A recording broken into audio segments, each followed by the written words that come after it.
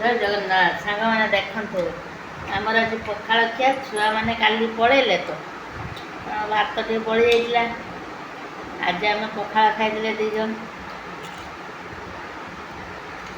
ଶାଗ ହେଇଛି ବୋଇତାଳୁ ଶାଗ ଟିକେ ବନ୍ଧାକୋବି ଶାଗ ପକାଇଦେଲି ଯାଇକି ଟିକେ ବୋଇତାଳୁ ଶାଗ କରିଦେଲି, ପୋଇ ଶାଗ ଟିକେ ରାଇତା କରିଦେଲି, କଲରା ଭଜା ଆଉ ସାର୍ ଗୋଟେ ଭଲ ଦଳା ଚକଟନ୍ତି ମୋର ଯେଉଁ ପିଆଜ ଆଉ ଲଙ୍କା ଏଇଟା ଗୋଟେ ଚକଟା ହେଇଛି ନେଇ ଖାଉଛୁ ପଖାଳ ପୁରା ମସ୍ତ ଖାଇବା ବନାହେଇଛି।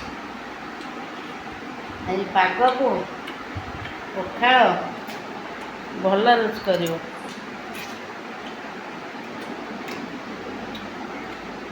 ଏବେ ପଖାଳ ଖାଇଦେବା ତାପରେ ଦେଖିବା କ'ଣ ହେଉଛି ତାପରେ କରିବା ଆଉ ନୂଆ ରେସିପି କରିବା ଆଉ।